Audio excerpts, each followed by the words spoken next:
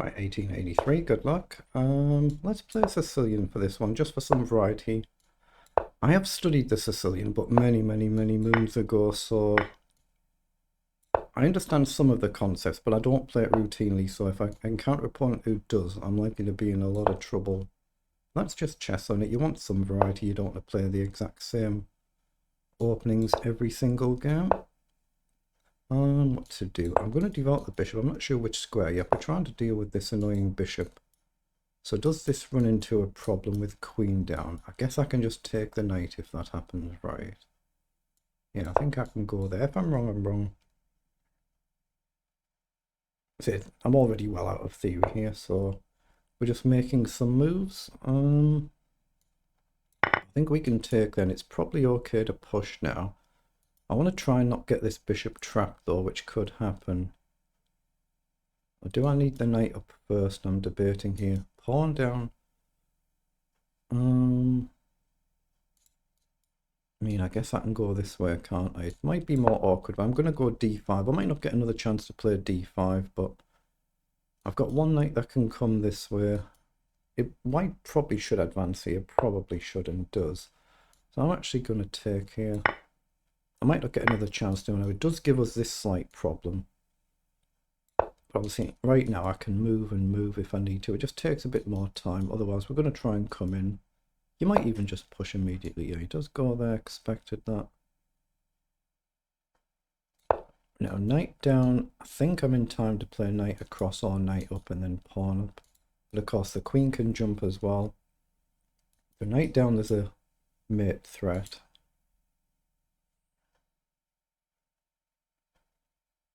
So knight down, knight across, queen across, pawn up.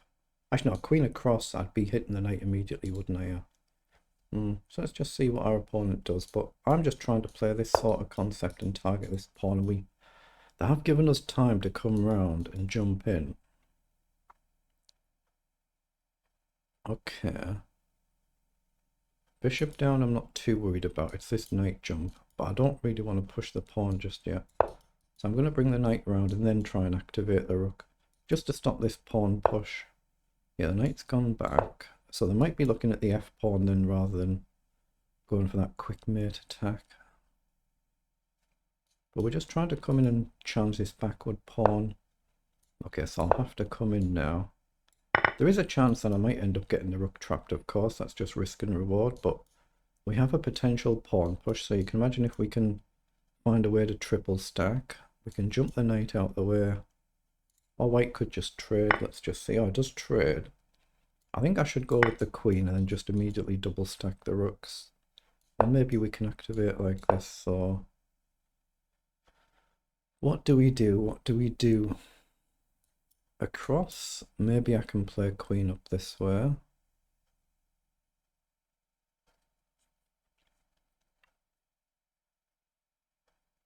Right now, 2 attack and 2 defense, so you're fine for this particular move. Yeah, pawn comes up preparing f4, logical. So, what do we do? Is rook across a feasible move here? Do I want to just encourage f4? I don't see an easy knockout move. I'm going to actually play h5 just to threaten to push, just to guard this. So, okay, he's countered it. But now if you play f4, there's a big target there. So I'm looking at this and this idea now. I quite like the look of that actually. I'm going to play across and hit the pawn, but maybe with a view to just a simple rook up. We cut out this sort of idea. I just turned my fan off, so...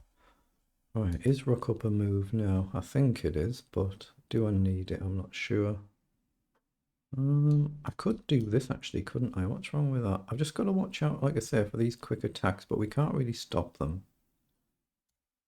Let's play a queen across and try and put pressure on this pawn. It's a curious of how aggressive do you want to be on this side with white, but the king will be very vulnerable if you push too much, but it could be the best thing to do. I mean, maybe even g4 might be a move. Takes and then queen back, I guess, but not easy. Oh, he's come forward to trade. Okay, that's kind of what I was aiming for. So take, rook up and double up. I'm going to take there. I'm going to try and just plant my rook. Now, I'm looking at obviously these type of ideas, so doesn't matter which square we're on.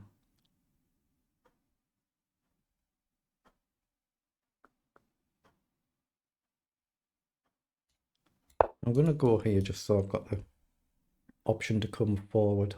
And then we're just going to try and edge forward if we can and infiltrate our opponent's half. Watch out for an attack on the pawn.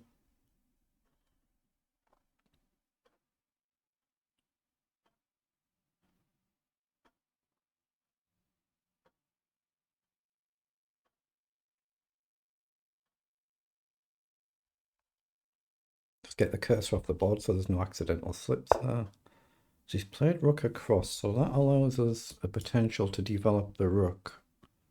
You could come forward and go after this pawn. It's whether we can sack there. So rook up, queen down, queen up, check up, back, or you can just take. We take in the middle. It feels like a risk worth taking. I don't know if it is, but it feels like it, so I'm going to do it. I can always push a pawn here, but I don't like the idea of that.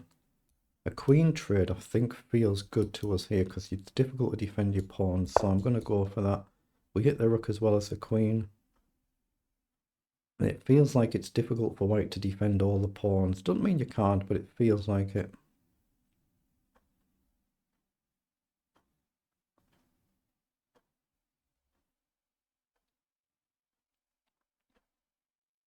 Hopefully we can win the d4 pawn, but white might be able to advance our rook c1, rook c7 ideas and go for our pawns.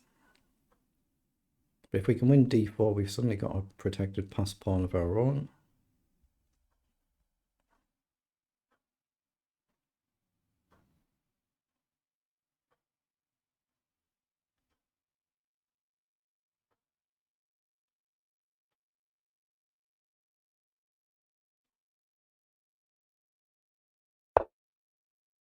He's played king across. That's just hanging the rook. He just didn't see that the rook was hanging, or he forgot about it.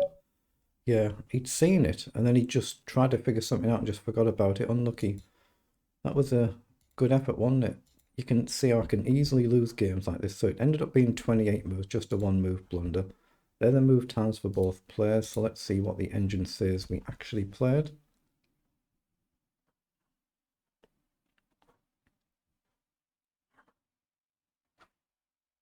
Okay, so we were building a steady advantage there, just maneuvering around. We are actually worse out of the opening though. Or 1.4 out of the opening, so we've messed up in the opening somewhere. So we've played 92% versus 81% accuracy, the CPL 23 versus 46, but we've still gone wrong in the opening. So I'm just playing a Sicilian just for a little bit of variety. It's not something I routinely play, so I'm more likely to go wrong than not. So where's the mistake there? So plus 1.1 here, so that'll be a mistake, although it's not been flagged.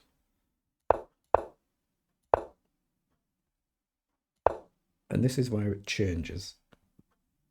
Then it goes back up again a few moves later on. So we've made a mistake. Our knight, we should have played the early h6 to cover g5.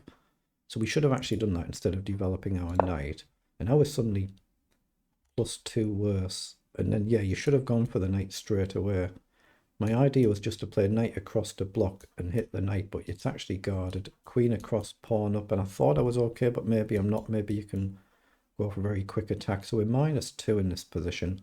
And then from this position onwards, we've turned it round. We've just managed to take a bit of control, and you can see we're just building a very small, steady advantage. So in this position, oh, we should have doubled up actually instead of playing the rook forward. But we're still +1 better. And then it just comes down to a one move mistake in the end. But we are +2 better here. Yeah, and the engine's saying move the rook across and guard. So in that position, I guess takes, I've got rook back. And if you take with a rook, we've got rook across to try and target this one. But maybe you've got rook to c3 and you come in. That's the sort of idea I was looking at. But the engine says we were actually better, but it's clearly just a one move blunder in the end. That's all it was.